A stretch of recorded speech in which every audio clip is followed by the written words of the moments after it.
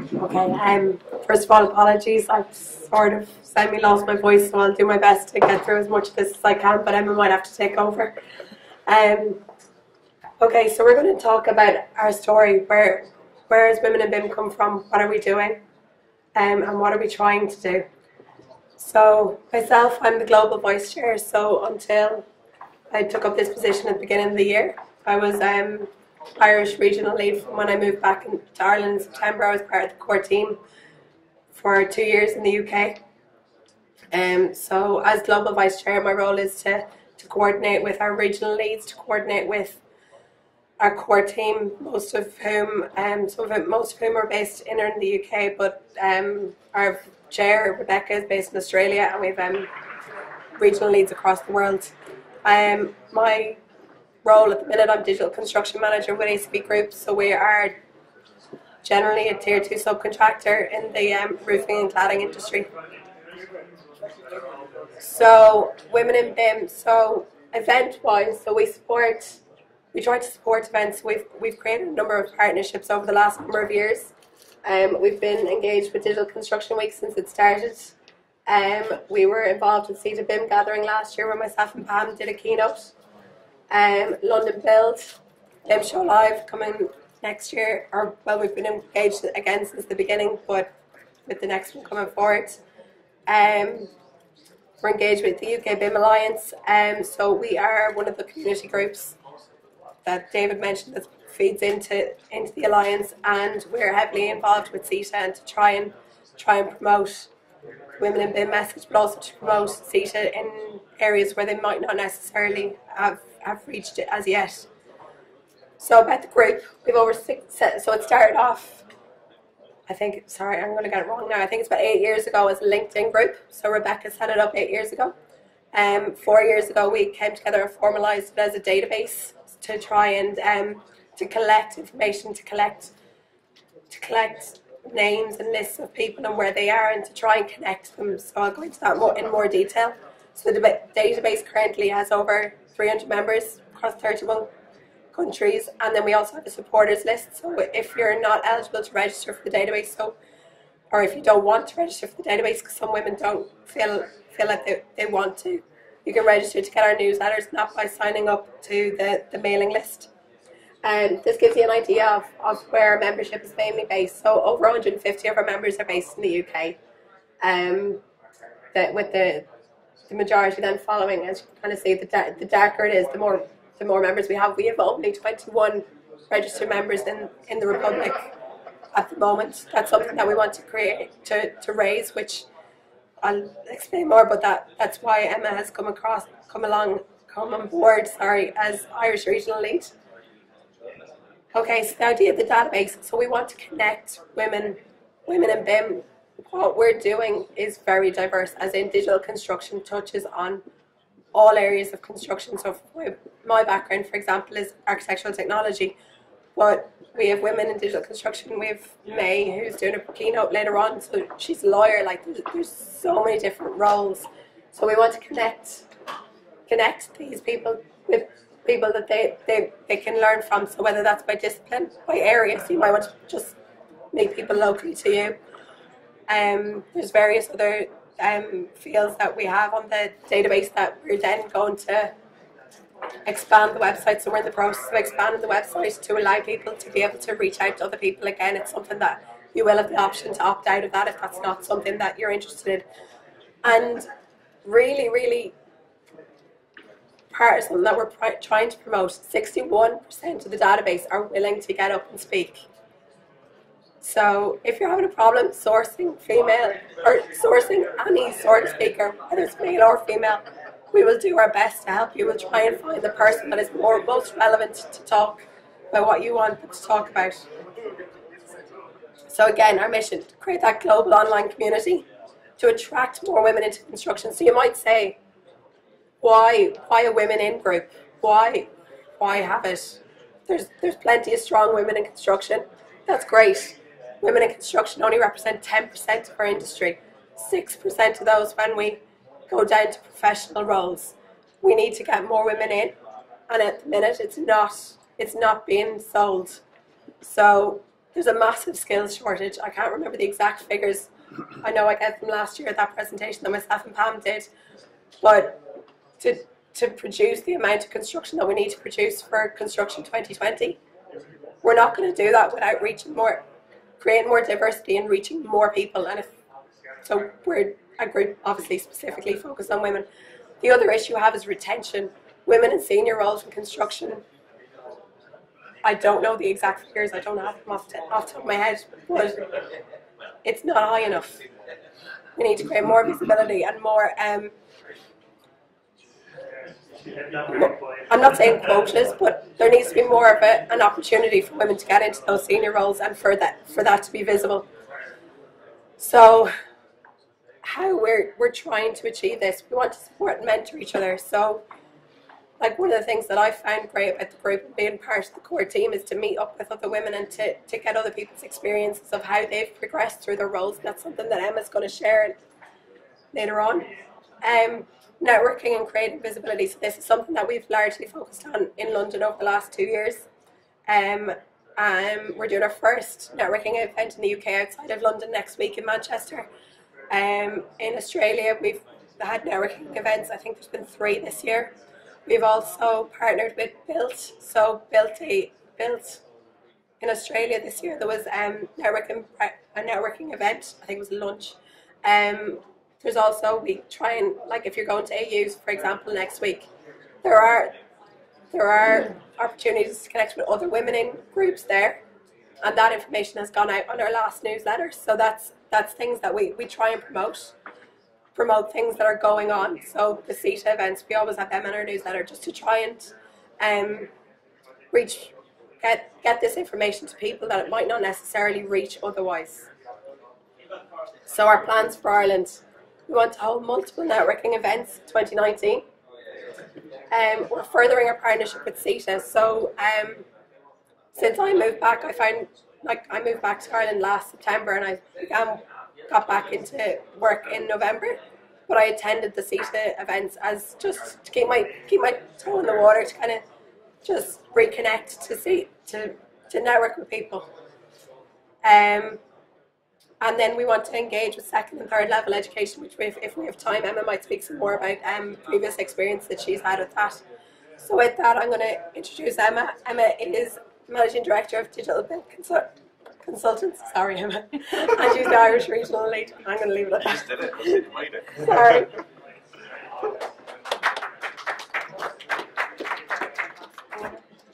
Thanks, Louise, and well done for struggling through a very husky voice there. You might be singing the blues later on this evening. And thanks for Louise for the introduction. This is the first opportunity I've had to speak as the Irish Regional Lead, so it's a great opportunity to do it at such a prestigious event, so thank you for that opportunity. So who is Emma Hayes? I suppose part of the Women in BIM network is we talked about our goals and our ideas and mission for the organisation, but it's about our members as well. So we profile the members that join the Women in BIM network to, I suppose, maybe give some encouragement to other women to get into BIM in the construction industry, but also maybe to inspire others who aren't even in the construction industry. So I'm going to give you my story of my career, how I started in the construction industry, and why I've joined Women in BIM. So I'm a chartered architectural technologist, similar to Louise. I have a Bachelor of Science in Architectural Technology, and I have an MSc in BIM Management, and I have over 20 years experience in the AEC industry. So I suppose delving into that in a little bit more detail, where did my career start? So I'll talk about my story and how my career brought me to standing here in front of you as Irish Regional Lead. So I suppose it started having graduated with an ordinary degree or diploma in architectural technology from DIT Bolton Street in 1997, yeah, a long time ago, I know. So I went straight into industry, started working in small to medium-sized architectural practices And that developed on to working with larger, more international companies. So I got experience working as an architectural technologist in various different parts of the construction industry in Ireland, and also I had an opportunity to work in the US as well. So like I said, my role developed from being an architectural technologist, part of a design team, to being an architectural lead on some large industrial projects. So my career has brought me through working in the residential sector, commercial, and then to mission critical data centres, energy, food and the pharma sector. So it's quite a varied career path over the last 20 years, and I've gained experience dealing with small tier 2 and 3 contractors, and also then working with large tier 1 contractors in different disciplines and working in a multidiscipline environment. So I suppose my last architectural role was with an international firm called PM Group, and I was the architectural lead on several pharmaceutical and energy sector projects. And so I suppose the responsibility was dealing with the other disciplines, working in a multidiscipline design team, but then also working on the construction site with the contractors and you know, doing site inspections and so on. So I suppose that was my background to getting into the AEC industry. And in 2010, I had an opportunity to go back to university, back to DIT, my alma mater, where I studied for a year to get an architectural technology degree, so a Bachelor of Science in Architectural Technology. We were a small group of graduates who were invited back as a pilot scheme to do a one-year add-on to our original diploma to become to get a Bachelor of Science in Architectural Technology. And through that experience, I was introduced to building information modelling. There was a building information modelling module on the course, and it struck a chord with me when I took the module in Bolton Street. I could see the benefits and the opportunity for the construction industry back in 2010, and it really sparked my passion for building information modelling and digital construction. So I did my thesis dissertation on the interoperability of building information modelling and specification writing, and that passion and interest in building information modelling didn't leave me after I finished my degree, and so I became involved in the building information modelling implementation process within PM Group, that organisation that I mentioned earlier. So I suppose that gave me some opportunities within PM Group. So that was back in 2010, so I've just coming up to 8 years of experience in building information modelling execution on projects. So my role there started going from being an architectural lead to being a model manager, and I suppose going into standards and terminology and all of that. I suppose there's several different BIM titles and roles and responsibilities and races and so on within the industry. So I suppose one thing, if we can standardise that, that'd be a good thing. But my title within PM Group initially was a model manager. So I was responsible for the model and the BIM execution on the projects within PM Group. But it also gave me an opportunity to be involved in the early implementation of building information modelling in PM Group, and the kind of adoption of standards and processes across the group. So with that, I suppose, mantle or opportunity within PM Group, I decided that it was time I needed to further my education.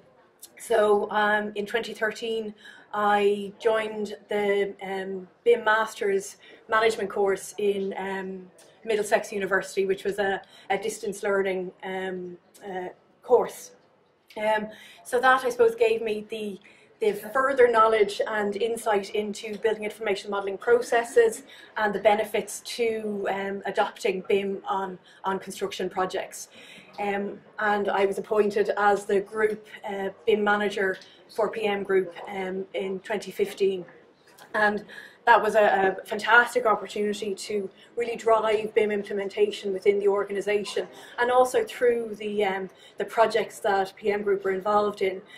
So I was encouraging the consultants who worked with PM Group to adopt and implement BIM processes, and then also working with contractors and doing the same there.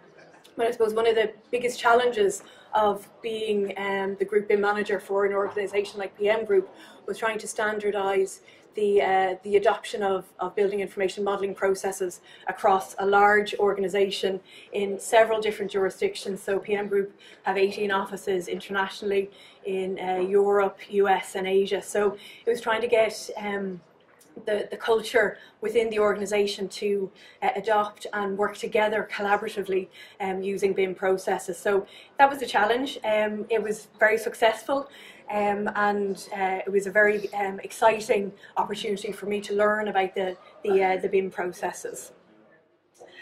So that's a brief history of my educational and professional career. And then more recently, I decided that working just with PM Group wasn't enough for me. So on the 1st of March 2018, we launched a BIM and digital information management consultancy, Digital Build Consultants. And as Louise said, I'm the Managing Director of Digital Build Consultants. So it's been a great few months, over 6 months now. We've had an opportunity to work with lots of different clients from different sectors and different disciplines, and we've also had the opportunity to work on lots of different projects at different stages of the project life cycle. So it's been very exciting. And I suppose just by way of having a little bit of a plug for Digital Build Consultants, we, as I said, are a building information modelling and digital information management consultancy. We provide services to support organisations in their BIM adoption strategy. We work with them through change management and culture change within the organisation. We provide BIM software planning, training planning, BIM project execution, so the day-to-day project execution, BIM management and digital information management. And I suppose that's just a kind of a high level of the services that PM Digital Build Consultants provide. And we work with clients from all different parts of the construction industry. So clients, owners and building operators, project managers, designers, contractors and product manufacturers. So that's the plug over. I suppose just I mentioned that I got my passion for building information modelling and digital construction back in 2010, and that passion hasn't gone away. I think it's just getting more and more exciting. The industry is becoming more and more exciting. So I suppose the way I give back to the industry is to be involved in different organisations and to be involved in research within the BIM and digital construction industry. So I'm a non-executive director of the Construction IT Alliance. The consultancy, Digital Build Consultants, is an Enterprise Ireland approved BIM consultancy. So we can work with Enterprise Ireland clients on their BIM implementation and adoption processes. I've also published some research academic papers and presented at last year's CETA BIM gathering, and also previously at the International Congress of Architectural Technology. And as David has mentioned earlier, I'm on the steering committee for the UKI chapter of Building Smart, and that's to work on the Open BIM certification. And then I'm also a part-time lecturer in building information modelling in Middlesex University, and more recently on the applied BIM management course in DIT. I see Avril down the back there, so Avril has been instrumental in developing and progressing the BIM management course in DIT.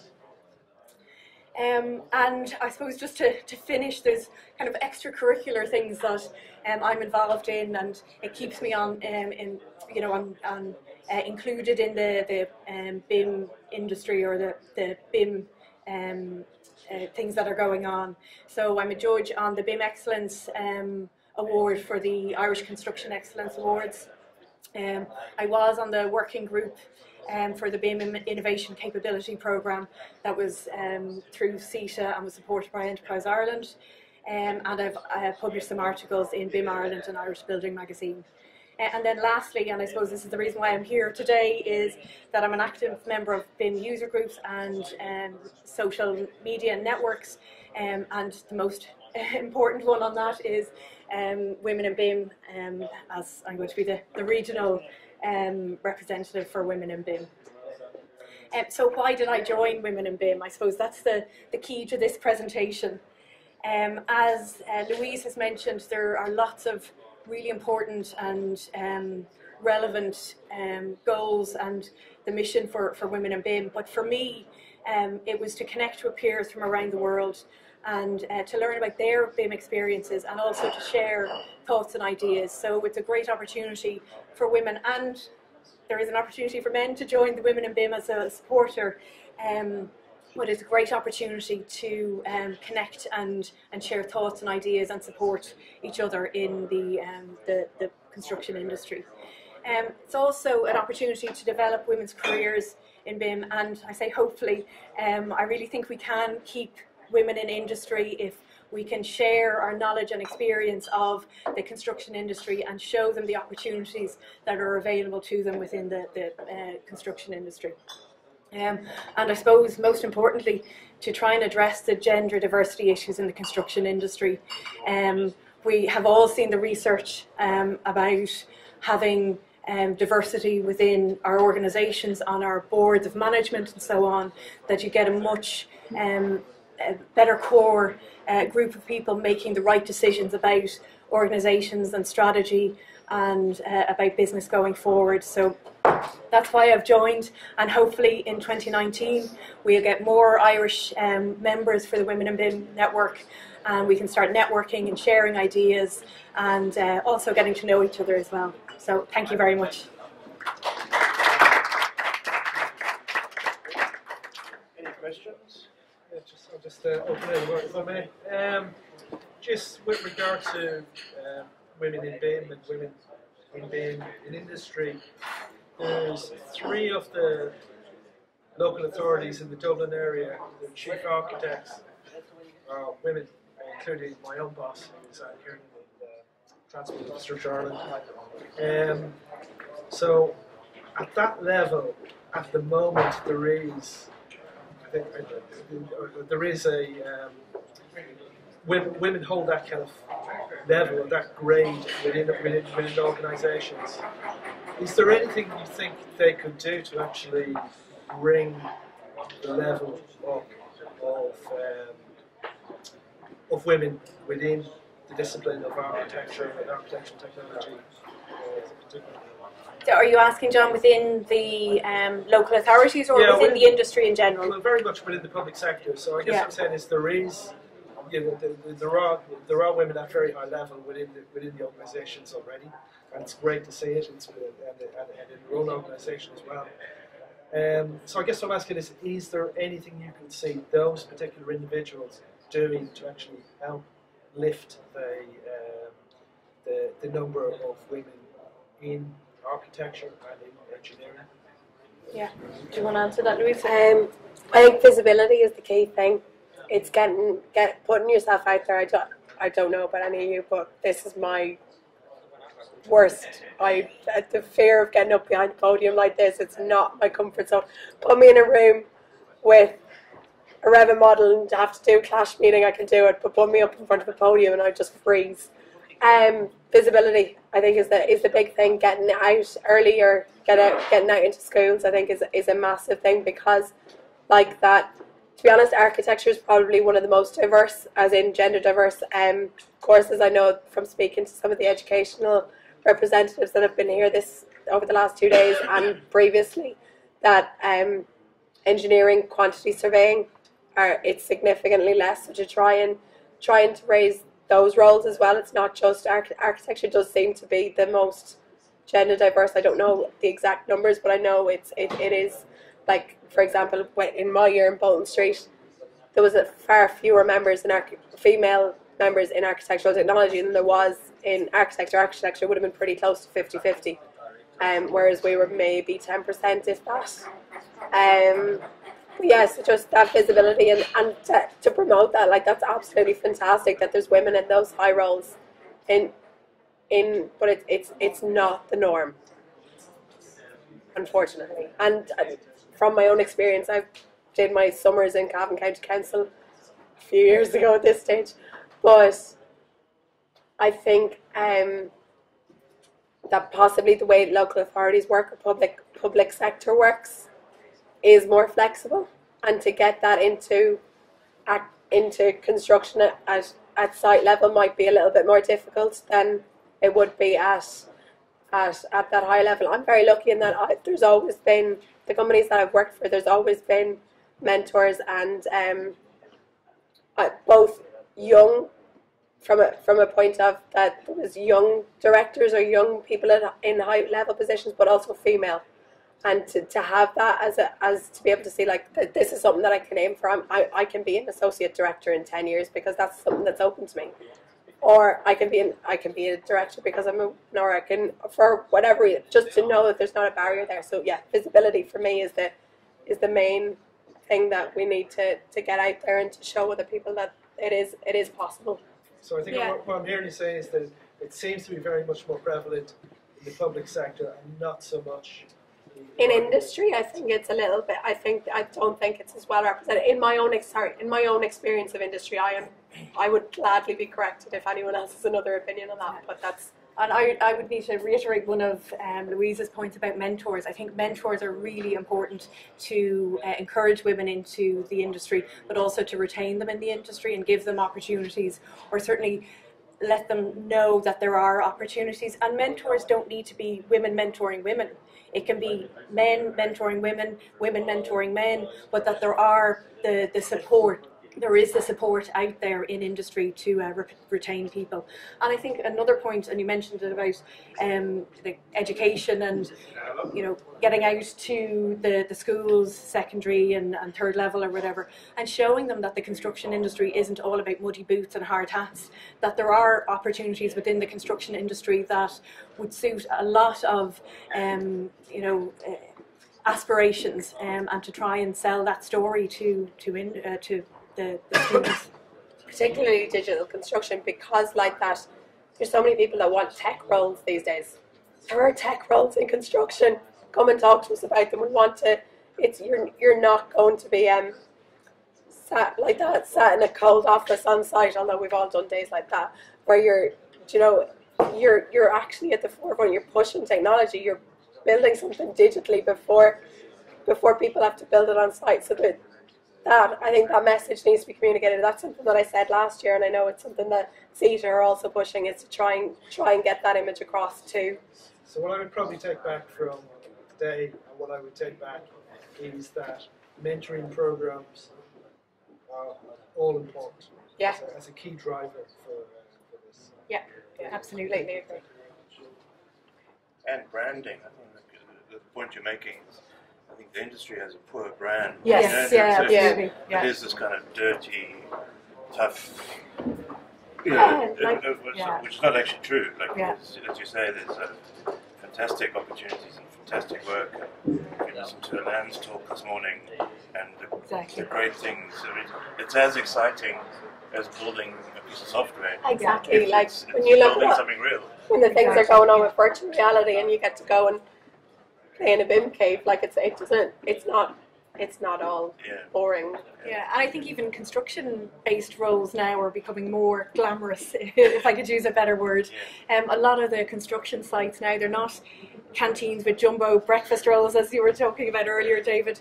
They're like really sophisticated, healthy food options within the site canteens. There's also opportunities to work in a nice environment, to go out on site when you want to. Because I know, as an architectural technologist, that was one of the parts of the role that I really enjoyed, was going for a walk around the site and doing site inspections and so on. But it is a nicer environment now because the sites are becoming more sophisticated and slick. Okay. Well, I'd like to thank all the speakers.